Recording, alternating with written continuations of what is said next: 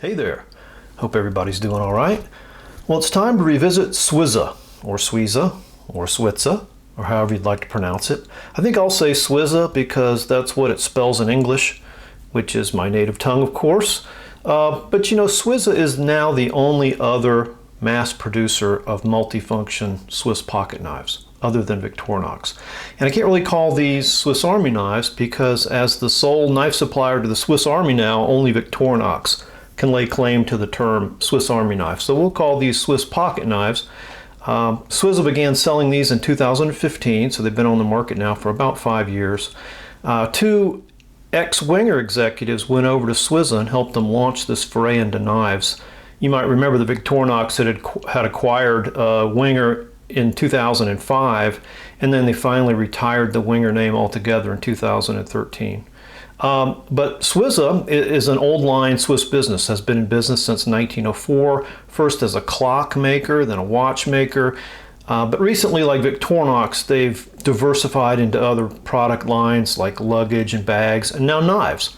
So since their debut, Swiza's continued to bring new features to their product line. At first that was just kind of new colors for the scales, new patterns, new graphics, nothing too substantial. But then they came out with a wood saw, and then they came out with some very different innovative scissors. They recently introduced a tick tool, and now they have a hoof hook for equestrians and a golf tool for golfers. So you can get several models now with those different tool combinations, and on the basic models you can now get different finishes on the steel, on the blade and tools. You can have them all black, or you can have them matte finished. Okay, so 3.5 years ago I did a quick and dirty review on a Swiza D04. That's the 2-layer model with the Phillips driver on the back instead of the corkscrew. And it was one of their first models, so you know, it was what they first came out with. And at the time I said, you know, I really liked the design, I really liked the ergonomics of the knife, the ease of use, the large locking blade was great, but every other secondary tool had some kind of issue and room for improvement. So I was really interested in getting this knife some 5 years on to see what Swiza has done over that ensuing time period to improve these tools. I did actually get a new model. It may not look like it. This is their packaging, by the way. It's just a simple little plastic box. It's no better or worse than a Victorinox cardboard box. Swiza, authentic Swiss knife, made in Switzerland. Website, motto. Here's your model number. I have a D04R. So the R is a new designation, and what is that for? Well, if you look at that line drawing really carefully, maybe you can pick up on it. I got a D04R in red. Swiza's red, by the way, is kind of very orangish, so it's a very bright red, a little bit, looks very orange under my LED lights here, but it's a much brighter, more orange red than a Victorinox, for instance. So the D04R now has a key ring attachment.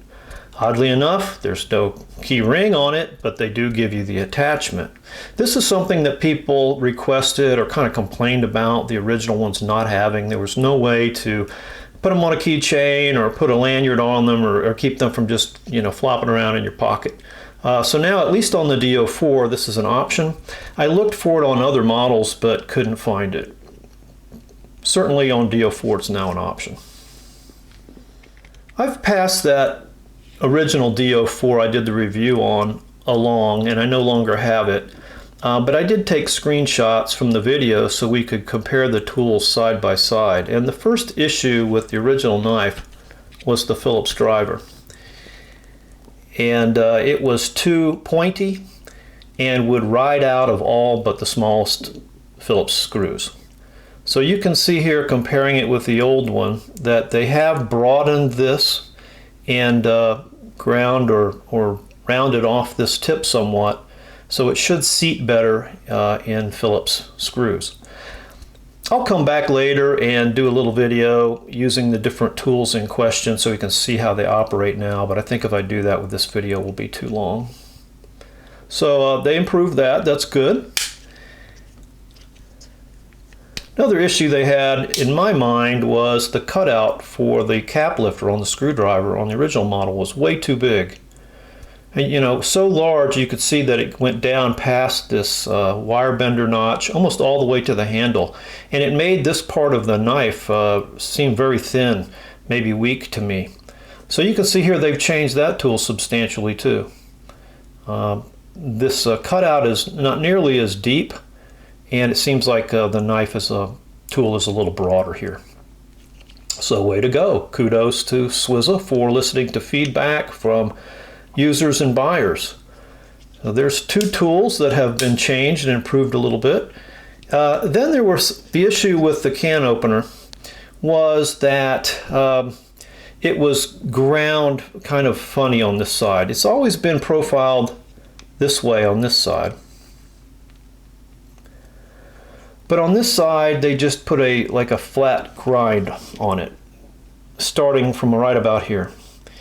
And so the tool was thick all the way to here and then just beveled off. And what that did is that created a point and a sharp edge here that caused hot spots when you use the knife. So what they've done, you can see they've changed that. They've tapered that all the way in gradually. I think the blade stock, the tool stock is the same thickness here, but it tapers gradually all the way to the end. And they've eliminated then that point and that hot spot, that sharp edge. Now it doesn't really do anything to beef up the tip of the #1 screwdriver, which I kind of worried looked thin in the first place, but I guess it's about as thick as a Victorinox. Again, that's just for the smallest of screws.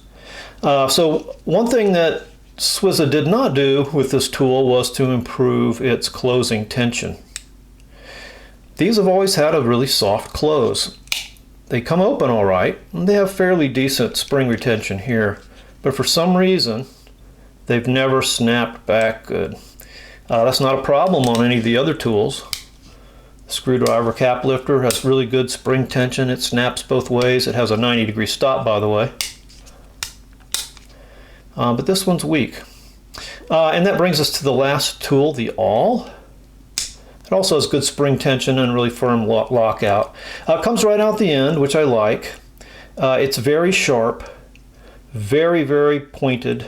It's sharp and it's pointed as a knife blade, so it will make an excellent tool for scraping or scoring. But I'm afraid for drilling, well, you're just going to have to be careful. It'll drill into leather and cardboard and maybe the softest of woods, all right, I'm sure. But that tip is so very thin that I would be afraid to drill into harder wood with it. I think you might twist it. And you can see here from these side-to-side pictures, I don't think they've made any changes to the awl. The other complaint about the awl was the sewing eye was so small that it would only accept the smallest thread or cord, and I don't believe they have drilled that any larger either. So 3 out of 4 tools that had issues have been corrected or at least modified. We'll see how corrected they are. But again, kudos to Swiza for listening to feedback and making some refinements to these tools from the initial design. And you know, it's really easy for us to, as users and buyers, to critique these things, not knowing all the other considerations that go into design and engineering and manufacturing. So, you know, if you change one thing, it may affect another. We just don't know all the ins and outs of the design and the production. So, not to be too critical about all that. Okay, I'm going to compare this knife just quickly to the 2 models from Victorinox that it most closely resembles. And the first one would be a Tinker. Now I don't have a Tinker, I just have a Spartan that's with the corkscrew and not the Phillips, but this will be just fine. The DO3 with the Phillips here would be most comparable to the Spartan. But this is a 91mm knife. This is a 95mm knife, so you can see the difference here. This is a 92 gram knife, and this is a 62 gram knife, so there's a big difference in weight. This is much lighter in your pocket. This I know has a 75mm blade. I'm not really sure the size of the Victorinox Spartan or Tinker's blade, but you can see here the Swiza is a bit longer, broader, and the steel stock seems to be about the same thickness.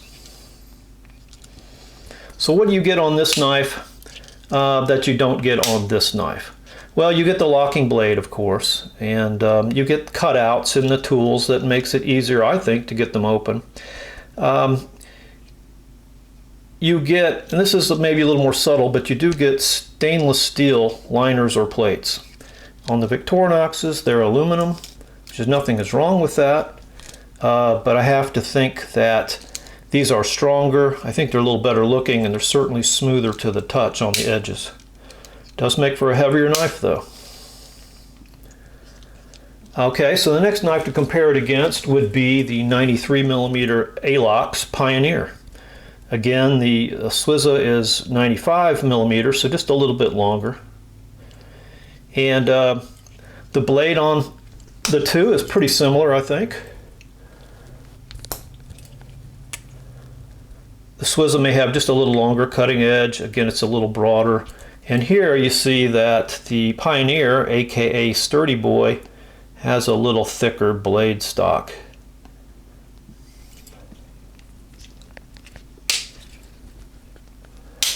So what do you get in this knife that you don't get in the Pioneer? Well, you get the locking blade again, of course. You get the Phillips driver because this has no back tools. And you actually also get tweezers.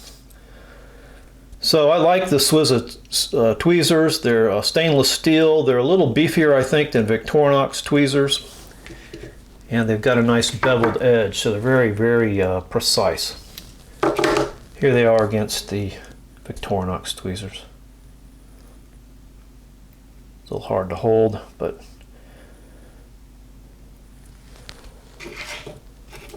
and these mount like an old Winger. There's a lot of Winger influences in Swiza, and so they are what I call inboard tweezers. They tuck away like that. You get them with your fingernail.